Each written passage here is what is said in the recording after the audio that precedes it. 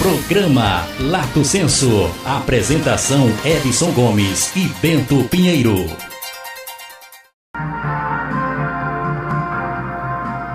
Na produção do programa Lato Senso está aqui a doutora Ana, aí comandando, levando essas imagens para o mundo através da internet. O Facebook do professor Edson Gomes, aí já levando as imagens para o mundo, aí no controle, dona Ana. Professor Edson Gomes, é com você. Primeiro, boa noite a todos que fazem aqui o sistema 104.9 Luiz Alma FM. Boa noite aos nossos ouvintes da Cristo Redentor, Angel, Luiz das Armas, Bairro Novais, Alto dos Mateus e adjacência. Dá boa noite, boas-vindas aqui à nossa entrevistada de hoje, a colega Jaci Tabajara e o cacique Paulo Tabajara, que estão aqui conosco hoje no programa. Lembrando aos nossos ouvintes que nós não estamos transmitindo hoje o programa via internet, o programa está sendo gravado. Daqui a pouco eu vou tentar colocar na internet, porque hoje as redes de computadores, se vocês perceberem, desde as 13 horas, as redes de computadores estão com problema, não é um problema só nosso, é um problema mundial das redes de computadores. Inclusive o Facebook, através de da sua conta no Twitter, disse que estava, desde as 14 horas, que ele está fazendo de tudo para resolver o problema. Mesmo assim, tanto o Facebook como o Instagram e o WhatsApp, todos eles estão com problema de transmissão. Creia a Deus que não tenha sido um ataque hacker que tenha invadido bem provável. as redes. E assim a gente nota que, se for, é um negócio de grandes proporções, porque você imagina a estrutura que tem esse grupo que comanda Facebook, WhatsApp e Instagram, etc. Meu amigo Paulo e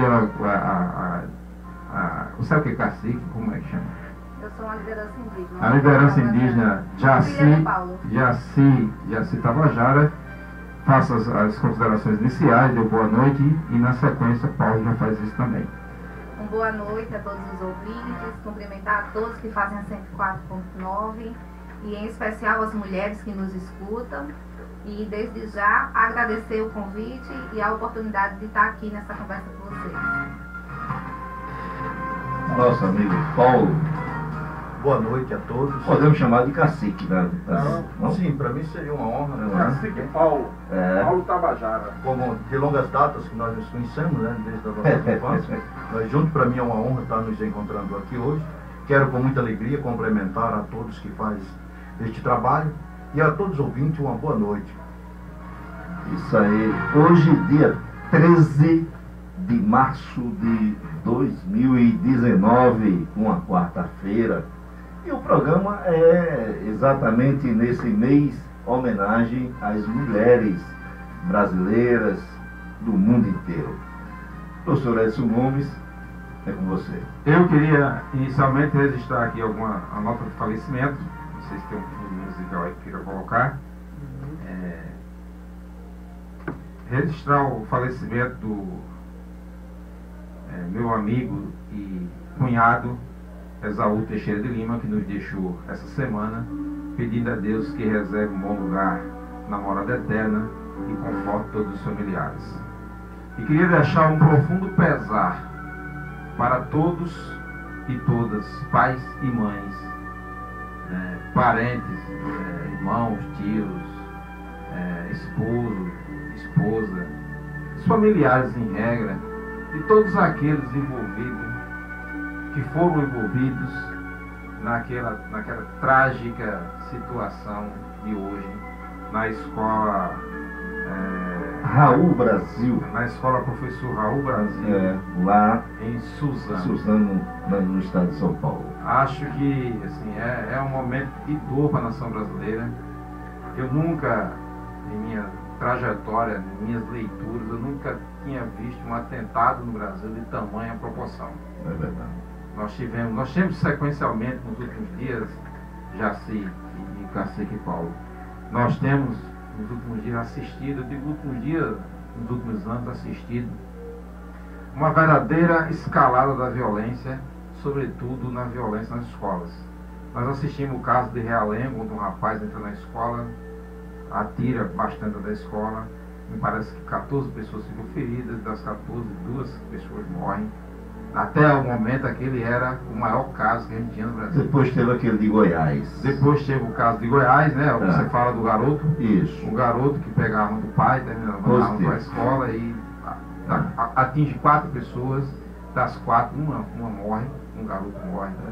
Depois nós tivemos um atentado mais recente, dois garotos que entram na escola com um revólver calibre 32, dá uns tiros, graças a Deus, houve só, né, mas as marcas ficaram na parede, a polícia foi muito técnica, fez uma intervenção técnica, conseguiu tirar a arma, todos saíram ilesos daquele fatídico caso. E esse de hoje, de fato, é estarrecedor, porque nós temos uma proporção de 10 mortos até o presente momento, espero que não apareça mais. Nós temos ao todo 19 vítimas já contabilizadas, e dessas 19 vítimas, 10 foram letais, sendo 5 alunos, um dono de uma oficina, 2 funcionários da escola e os 2 autores do atentado.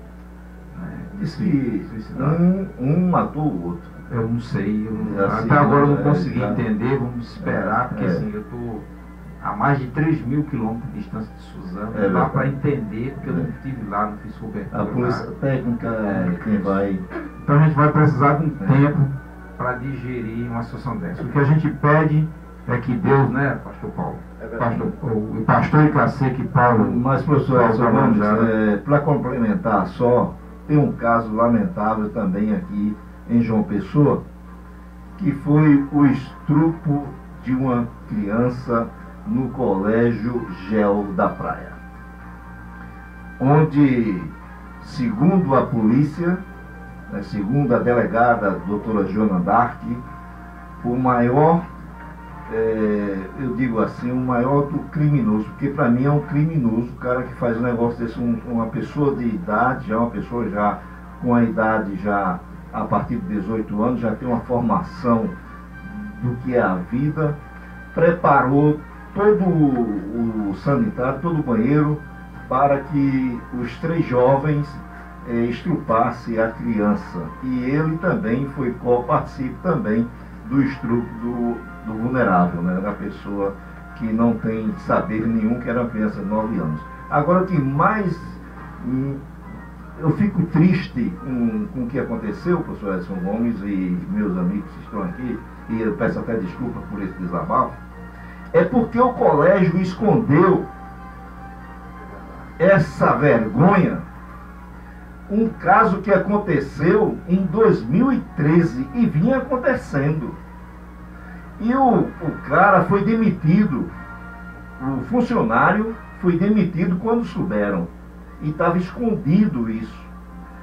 Foi agora aí à toa mostrado pela internet, porque um dos pais, numa reunião, gravou a reunião, onde foi citado esse negócio que estava escondido aí debaixo de 7 capas, porque os filhos envolvidos, os jovens envolvidos, são filhos de pessoas de altíssimo nível, aqui de João Pessoa, gente de altíssimo nível, e que a Paraíba tem que saber quem são esses pais desses jovens. Inclusive diz que tem um que já está nos Estados Unidos, eu não sei se isso é verdade, a imprensa estão fazendo aí um fuzuê maior do mundo. Primeiro, não queria dar nem o nome da escola, porque no meio da imprensa, todos sabem, no meio do radialismo, tem um bocado de mafiosos.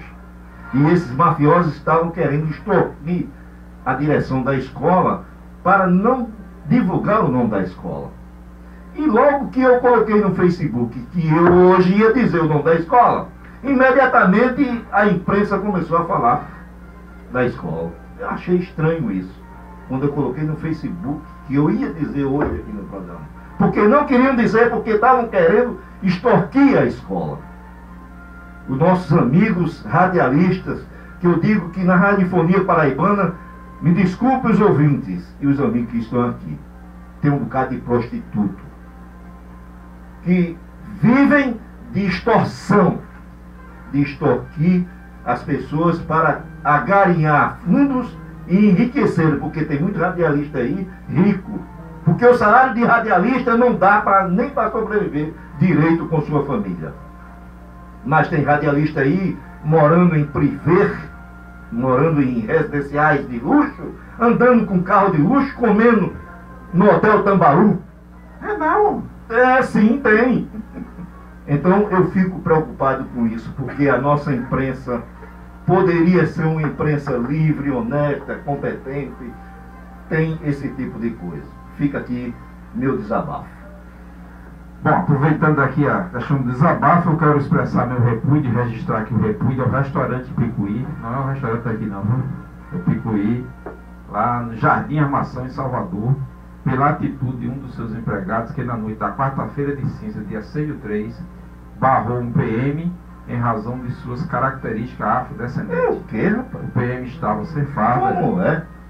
Imagine, em Salvador, um PM sem farda.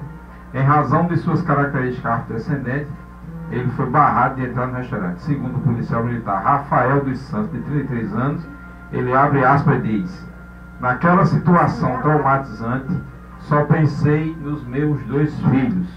Luto hoje para que eles nunca passem pelo que eu passei. Declarou ao Correio 24 Horas, na manhã desta última terça-feira, dia 12. O Ministério Público Estadual da Bahia acompanha a denúncia. Fica aqui o nosso repúdio. Faço somente uma observação em razão do colégio que o meu amigo se referiu e citou.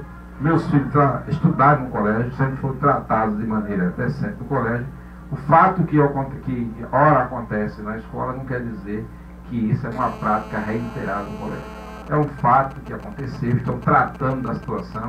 É uma situação extremamente delicada, que envolve sobretudo menor, conselho tutelar, Ministério Público, sigilo processual e etc. Então, a gente aguarda que no final os verdadeiros culpados sejam punidos e que tudo saia bem. Mas vamos à entrevista. Vamos à nossa convidada de hoje. Ela veio para cá, ela veio para cá para faça às vezes de anunciá-la, sabatiná-la, né? Não ficar aqui só escutando a gente, não. Não, nós não tem cacife para sabatiná-la. Tem não. Tem, precisa estudar. É verdade. Leia aí para você ver. É verdade. Olha, a entrevistada do programa Lato Senso desta quarta-feira, dia 13 de março de 2019, é a professora Jaciara Costa Maciel, ou a Jaci Tabajara. É indígena tabajara do litoral sul da Paraíba, formada em antropologia pela Universidade Federal da Paraíba, especialista em vigilância em saúde pelo CEFOR feminista. Membro da AMIP, Articulação das Mulheres Indígenas da Paraíba, atualmente é coordenadora de políticas públicas para as mulheres da cidade de Conde, aqui da Paraíba. Você tem cacife, pode ser? Tem, não. Eu mesmo tenho. Eu estou entregando aqui. Eu vou deixar ela à vontade e vou embora. Eu não consigo. Vamos deixar ela à vontade aqui, ela falar sobre a questão do desenvolvimento. E para nossa, ainda mais para apimentar mais o negócio, ela veio acompanhada nada mais nada menos do que do cacique Paulo Tabajara, diga aí, ao quem eu tenho a honra de ter sido amigo de infância. Ainda bem que ele não trouxe aquela flecha, né? Então, vamos mandar aqui os abraços. Vou mandar aqui os abraços para os 3 amigos. Você manda para os 3. Antes eu queria aqui mandar um abraço carinhoso para o aniversariante de hoje, Anselmo, lá do Bela Vista, amigo do nosso amigo Carlos, que levou lá com a camisa do Vasco. Até hoje ele fala, cara, que você é a camisa do Flamengo, ele quer vascaíno, né? Então a gente manda os parabéns para ele aqui. A gente se abraçou e tudo. Pelo aniversário, pela passagem do aniversário de Anselmo, né? Abraçar também que é o motorista, Raimundo motorista, Betão do caminhão, porque Betão, 1,90 m dessa largura, a camisa dele faz 3 para ele, que hoje ele estava na estrada mandando notícia lá de Fortaleza, eu acho. Doutor Adriano Guisa, que tem nos acompanhado aqui, que é a secretária de Política para as Mulheres do município de João Pessoa. Ligadinha. Mandar um abraço também para Juscelia Figueiredo, que esteve aqui conosco semana passada e que nos acompanha, que também é uma lutadora em defesa do feminismo. Eu tenho que comprar uma jumenta, eu tenho que comprar uma jumentinha para chegar aqui na hora. Um abraço para Zé Francisco, que tem a peixaria lá no Valentim de Figueiredo. Manda aí um abraço para alguém. Um abraço especial para meu amigo, meu irmão, que eu conheço há 30 anos e que hoje está aniversariando também, meu amigo Márcio Cavalcante. Trabalha comigo lá na UPA dos bancários e é uma pessoa que eu tenho um carinho muito grande porque ele saiu do mundo ruim para o mundo bom, graças a Jesus Cristo, que pegou pela mão e levou para a igreja. E hoje é quase pastor.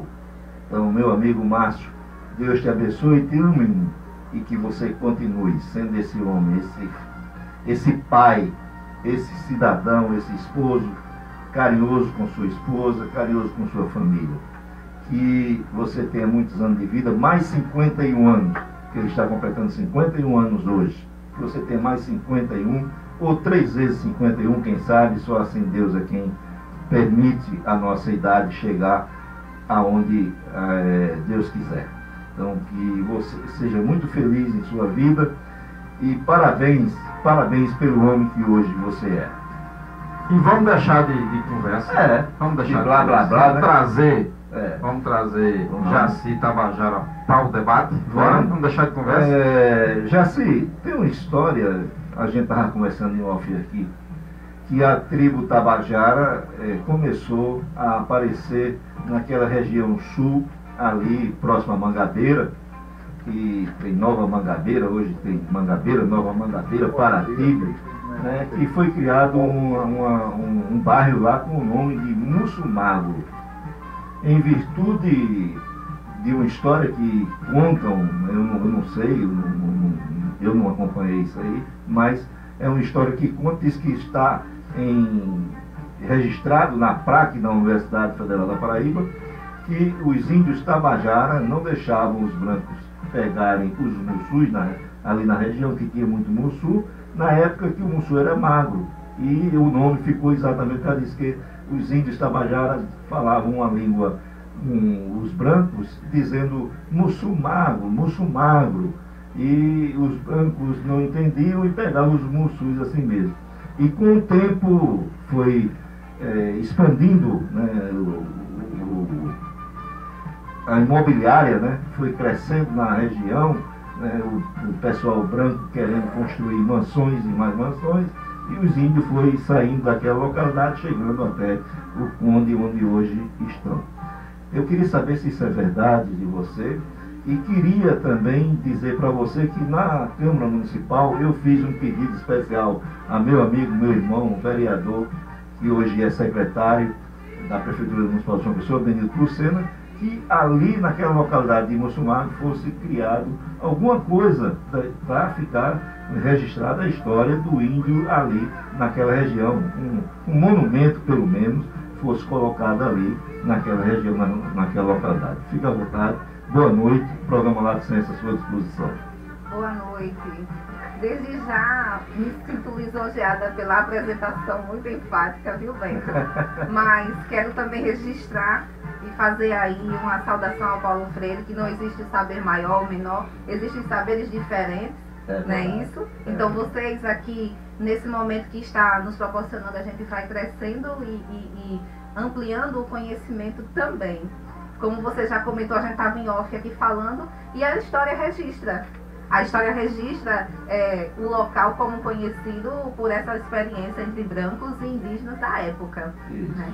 E como você bem coloca, que é importante a gente delimitar e colocar, não apenas para fazer homenagens, mas para que a gente registre a história, porque ela é importante. Que a gente nos territórios deixe identificado, porque quem não sabe de onde vem, também não importa muito para onde vai. Então, nós estamos num território, né, que tradicionalmente, historicamente, hegemonicamente, o próprio Brasil, não é verdade? Nós somos o quê? Uma terra de várias nações indígenas. E aí essa nação brasileira, ela juntou e generalizou como se fôssemos todos um só. Mas na verdade, atualmente ainda somos mais de 305 povos. Falamos mais de 280 línguas e temos uma língua oficial que é a português, que não é nenhuma das nossas línguas nativas. Mas temos sim um busto de Piragibe, que é o nosso vulto, nosso cacique, que é onde a gente sempre faz referência à memória de nossa história, ao cacique Piragibe. Braço de peixe, né?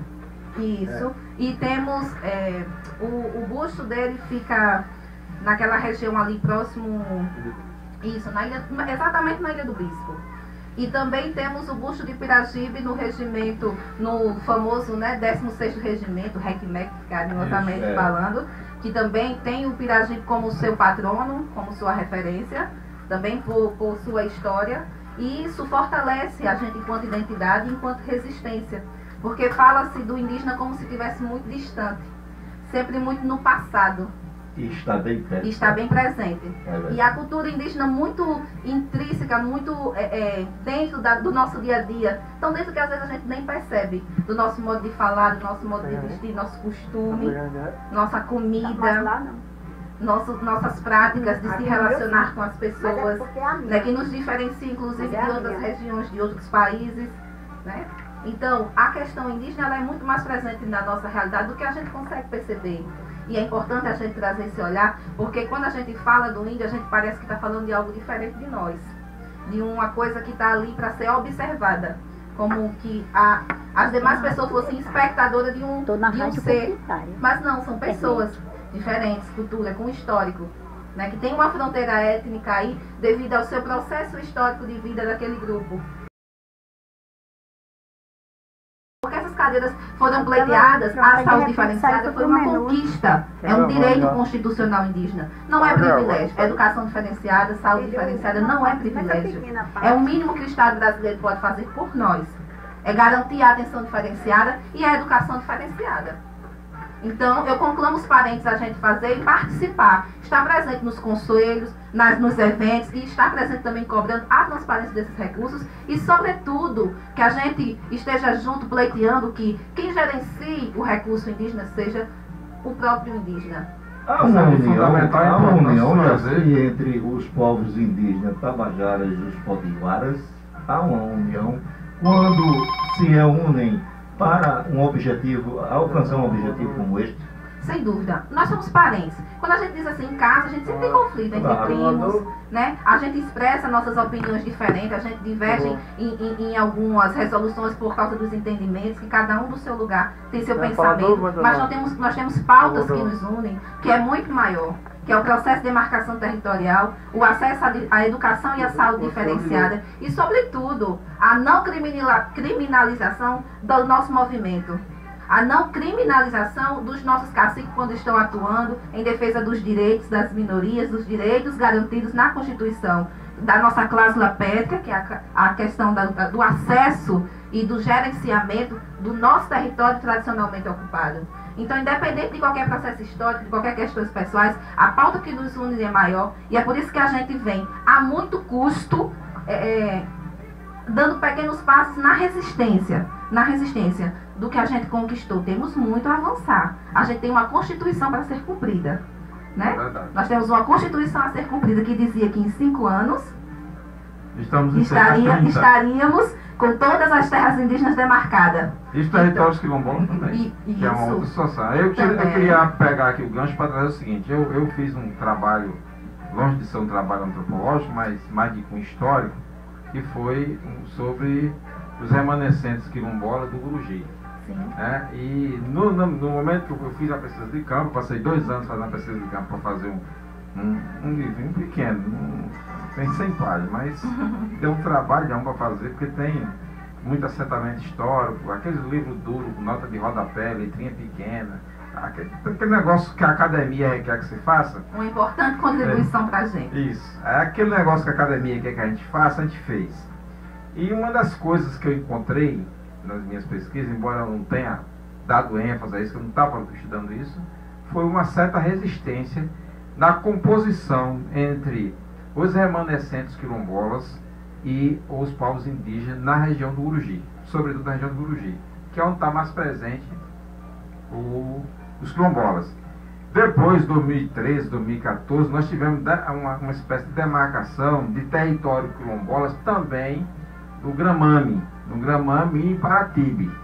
Acredito que com essa demarcação, essa resistência, ou ela tenha persistido, ou essa resistência se dissolveu com o tempo, ou ela continua hoje. Como é que convive hoje os remanescentes quilombolas, do ponto de vista fundiário, do ponto de vista de demarcação de terra, e os povos indígenas do litoral sul? Olha, a gente sempre se retrata as outras etnias como parentes, mas com os quilombolas a gente fala nossos irmãos quilombolas. Nós temos uma bandeira também que nos une muito grande, que é a questão agrária, a questão fundiária, principalmente no litoral sul. Porque eu não vivo lá dentro. Eu não posso dizer que... Então, extremamente inteligente, eu tenho um amigo ali na Bahia em Tradição, todos formados, como a própria doutora Jaci está dizendo aí, Jaci, e são pessoas extremamente comprometidas com a causa nacional. São pessoas de extrema capacidade de ação, de reação também. Então eu queria falar com a doutora Jaci agora direto, pedindo ao meu amigo Paulo Tabajara, que, primeiro, eu tinha ligado para Edinaldo, para já falando do programa aí, sentido geral, eu acredito que o nome aí é amplo sentido, né? Lacenses. Isso. É amplo sentido, né, doutor? Isso. Pronto. E aí eu falo com o Edinaldo. E aí foi eu tive a felicidade quando eu abri. Hoje está com muito problema no Facebook, nas redes sociais, mas quando eu abri. Aí inclusive, viu, Marival, hoje nós não estamos transmitindo o programa ao vivo por conta do problema no Facebook. Exatamente. E eu estou transmitindo o programa de vocês pela professora Lucia, porque como é rádio... Obrigado, agradeço. Não é? Vai estar sendo transmitido. Então eu queria dizer à doutora Jaci o seguinte. Primeiro, eu tive a oportunidade de estar presente em várias conversas e documentos com relação ao que eu falei dessa secretaria que vocês têm que tomar conta na Barra. E vamos ter que ir para a rua, porque vocês vão mesmo, são gente de ir para a rua pro cacete no bom sentido. E no mau sentido também, se os caras não respeitarem. E eu conversei antes de ontem com o Tauan. Eu disse, Tauan, você está tendo alguma conversa com o pessoal do litoral sul? E eu falei também com o Edinaldo. Eu queria saber da doutora Jaci, se eu sei que vocês têm todos os contatos, todos os interregnes, mas eu quero ver o seguinte, como eu também já tinha preparado para uma pessoa vir fazer essa entrevista do litoral norte, falando com o Tauan e com outras pessoas lá, se a gente só poderia, a partir de agora, desse momento, com a graça de Deus, articular uma segunda conversa com o Tauan, com o Cacique Sandro, com esse pessoal. Qualidade de vida hoje, sem falar que é a única forma da gente manter viva a nossa memória, a nossa tradição, nossa oralidade e manter viva nós mesmos e a quem somos. Até porque a gente sabe pela história aí, não só, como falam os historiadores agora, cumprimentando aqui o professor, a história da agricultura, que a mulher, ela vem aí como protagonista da agricultura familiar de subsistência. E nós temos essa realidade, né? E isso, quando eu vejo assim, algumas parentes dizem assim, eu não trabalho, mas contribui e muito, gera um capital que não é só o dinheiro impresso, né? É a qualidade de vida de você produzir o seu alimento, de você saber o que está consumindo, o que está dando para a sua família comer.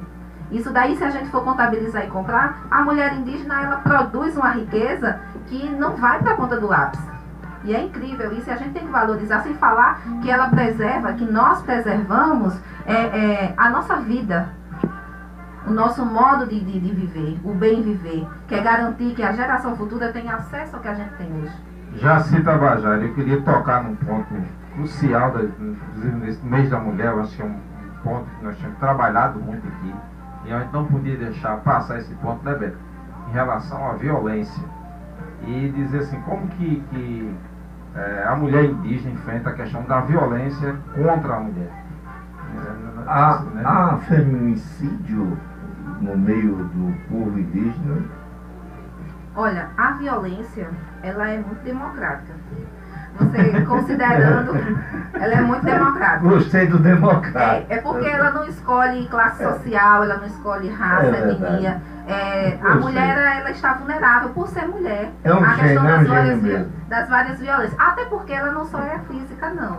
A gente tem que considerar a psicológica, a moral, a patrimonial, a sexual. A questão levantada é justamente essa. Como que a mulher indígena tenta trabalhar, e principalmente você que é liderança, tenta trabalhar essa questão da violência no meio dos povos indígenas. Que essa democracia que a violência tem, que atinge a todos, e ela atinge a todos mesmo, de certa forma, de forma qualificada, as mulheres, a gente tem um crime feminicídio, tem uma violência qualificada, mas como é que a mulher indígena está trabalhando isso hoje para diminuir a violência entre as mulheres indígenas, entre os povos, dentro dos povos indígenas? Olha, aqui no Nordeste, a gente, enquanto mulherada indígena, nós temos uma característica de ser muito resistente.